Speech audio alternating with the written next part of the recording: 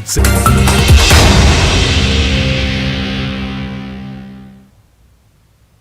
बारिश और बाढ़ के बीच बिहार की तमाम नदियां उफान पर है। गंगा नदी का जलस्तर भी खतरे के निशान के आसपास है। भागलपुर से लेकर राजधानी पटना तक गंगा उफान पर है।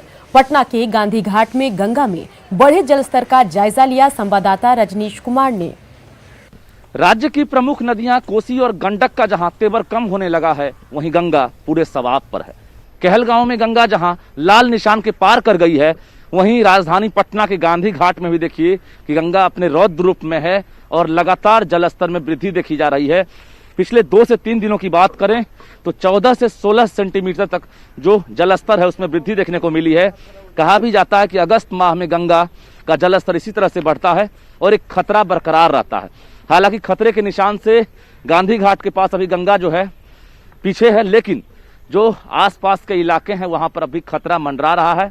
राहत की बात यह है कि पुनपुन के साथ साथ जो सोन नदी है उसमें जलस्तर में खासा वृद्धि नहीं हुई है, जिसको लेकर जो देख सकते हैं जो आसपास के इलाके हैं वहां पर फिलहाल इस तरह का डर नहीं है। लेकिन गंगा जो है गांधी घाट पर खतरे के निशान के करीब पहुंचने वाली है और जो गंडक बराज है उसमें पानी का डिस्चार्ज कम होने लगा है, जिसको लेकर बाकी नदियां जो है जिस तरह से उफान पर थी उसमें तो कमी आने लगी है, लेकिन गंगा का रौद्र रूप लगातार देखने को मिल रहा है। जाहिर है लोगों में एक तरह से दहशत भी है और जो जल आयोग की टीम है या फिर गोताखोर तमाम लोग गांधी घाट के साथ साथ एनआईटी घाट पर लगातार कैंप करते नजर आ रहे हैं।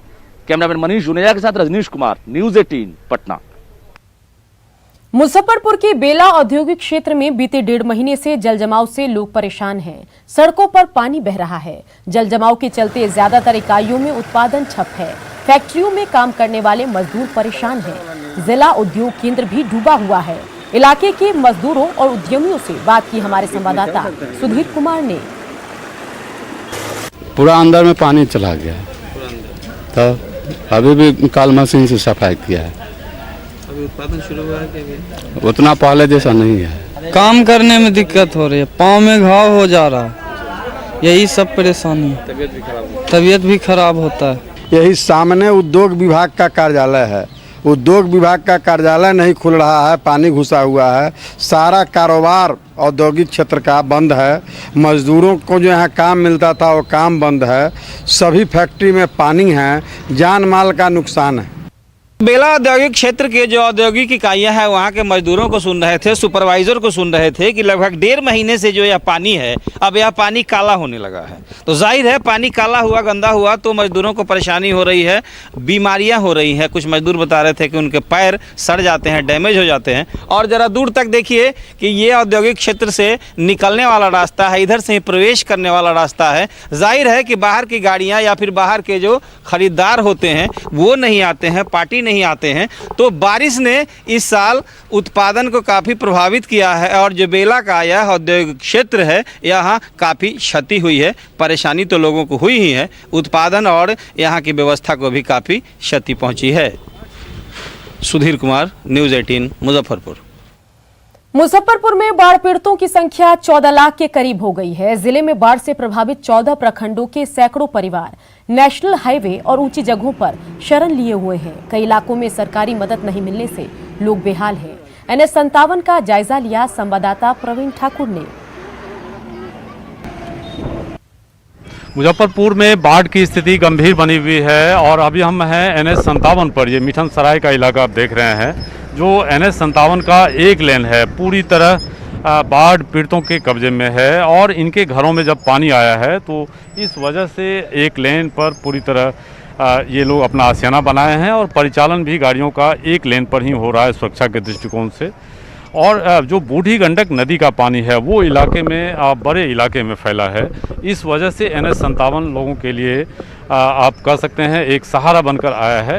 एक लेन पे आप देख रहे हैं किस प्रकार गाड़ियों का परिचालन हो रहा है, लेकिन दूसरी लेन पर पूरी तरह परिचालन बाधित है और जो बाढ़ पीड़ित हैं लगातार NH57 पर ही अपना आशियाना बनाए हुए हैं। मुजफ्फरपुर में 14 ब्लॉक में बाढ़ का पानी है और तकरीबन 14 लाख की आबादी प्रभावित हुई है। इलाके के एक बड़े क्षेत्रफल में पानी आया है और जो जिला प्रशासन द्वारा कोशिश ये की जा रही है कि जो पानी से बाहर निकल कर आ रहे हैं उन्हें मदद पहुंचाई जाए। मदद सभी लोगों को मिल पा रही है क्या? देखिए, सरकार का क्या मदद है नहीं मदद है, लेकिन इतना मैं जानता हूँ, जो हमारे यहाँ जो बाढ़ प्रभावित लोग हैं उनमें 80% लोगों को प्लास्टिक का ये पन्नी मिला है, 20% लोगों को अभी भी नहीं मिला है। भोजन दोनों शाम मिल रहा है।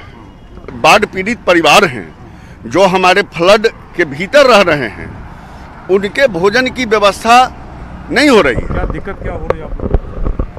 दिक्कत तो यहाँ दिखता है, हर तरह की दिक्कत है। प्लास्टिक दे दिए हैं, प्लास्टिक तान करके लोग रह रहे हैं, वो भी फट गया है। खाना दोनों शाम मिल रहा है, सही है, लेकिन उसके अलावे कोई भी दूसरा कोई सुविधा हो, यहाँ कोई सुविधा नहीं है। बच्चे लोग इसी तरह देखिए किस तरह बउआ रहे हैं, टीचर लोग वहाँ बैठे हुए हैं। तो ये स्थिति है, जो बाढ़ पीड़ित हैं उनकी समस्या बनी हुई है, क्योंकि एक पखवाड़े से इस इलाके में बूढ़ी गंडक नदी का पानी है और लोग इसी तरह NH-57 पर आशियाना बनाकर अपनी ज़िंदगी को गुजार रहे हैं। लेकिन बड़े इलाके में पानी रहने की वजह से अब भी सूखे राहत की मांग की जा रही है। कैमरामैन संजीव के साथ प्रवीण ठाकुर, न्यूज़ 18 मुजफ्फरपुर। बिहार के कई जिले आज भी बाढ़ की चपेट में हैं। इस भीषण बाढ़ के चलते सबसे अधिक नुकसान किसानों को हुआ। उनकी खेती से इस आपदा की, जी हां, उनकी खेती भी इस आपदा की भेंट चढ़ गई। लेकिन सरकार अब इन किसानों को राहत देने की तैयारी में है। कृषि विभाग के प्रारंभिक आकलन के हिसाब से अब तक 7,76,000, जी हां, 7,76,000 हेक्टेयर क्षेत्र में फसलों का नुकसान हुआ। फिलहाल अभी और आकलन किया जा रहा है और पूरी रिपोर्ट आने के बाद किसानों को जल्द ही सरकार राहत देने की दिशा में फैसला लेगी। 7,76,293 हेक्टेयर में फसलों का नुकसान हुआ है और अब आगे हम वास्तविक आकलन करेंगे। ये तो मतलब हम लोगों ने एक कुल मिलाकर माने प्रारंभिक तौर पर आकलन हुआ है। तो लगातार चलता रहेगा खबरों का सफर। देखते रहिए न्यूज़ 18 बिहार झारखंड।